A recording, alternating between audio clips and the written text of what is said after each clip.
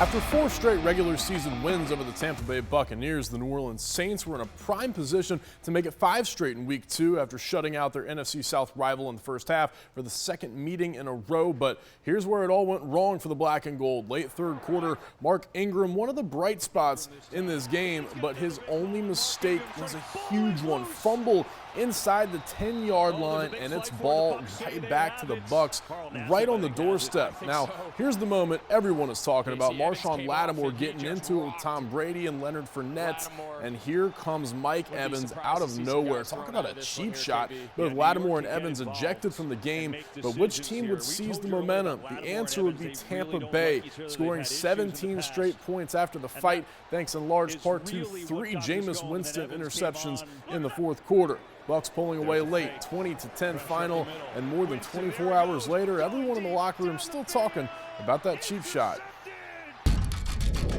News 25 Saints Report.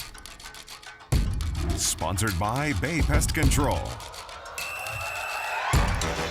All week long, the Buccaneers had to hear about not beating the Saints in the 4 games since Tom Brady's arrival in Tampa Bay. Well, now they have beaten the Saints, but it felt more like a playoff game with emotions boiling over early in the fourth quarter after Mike Evans took a blindside cheap shot at Marshon Lattimore after some chirping with Tom Brady, after which the Saints committed 4 out of their 5 turnovers and gave up 17 straight points to the Bucs. I mean, as a man, somebody comes and just, cheap shots you, like, nobody respects that. If you're going to do something, do it when, you guys are face up looking. But, yeah, I mean, as a man, as a player, I mean, you got to be able to defend yourself in some form or fashion, especially when somebody is blatant, physical, and just disrespectful in that manner. I thought we played really well, obviously. In every game you want a few plays back.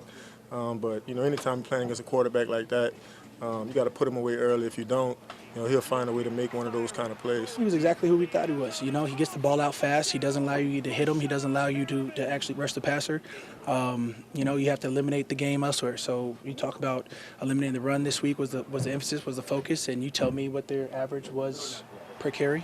No, it wasn't over 2.5. I don't like to lose. So the biggest thing, I hate losing, especially to that group. But man, they competitors. They compete too. And I just hate to let the team down by turning over the football and not giving us a chance to win. Whoever wins the turnover battle is going to win. Our head coach said it. Win the turnover battle, we win this game. Look, it's been the story of this game between these two teams. Last 6 times this game's been played. The team that turns the ball over or the team that takes the ball away is the team that wins, and we were on the other end of that. There's some good things that happened in the game, but yet everything, gets overshadowed by not taking care of the football. Quite the contrast in fourth quarters for quarterback Jameis Winston, who just last week threw for over 200 yards and 2 touchdowns on the road in Atlanta en route to a 16-point comeback over the Falcons. Compare that to Week 2 against Tampa Bay, where he threw 3 picks in the fourth quarter alone, leaving the Saints with a lot of questions on offense to figure out heading into Week 3. From the Superdome, Jeff Hager, News 25 Sports.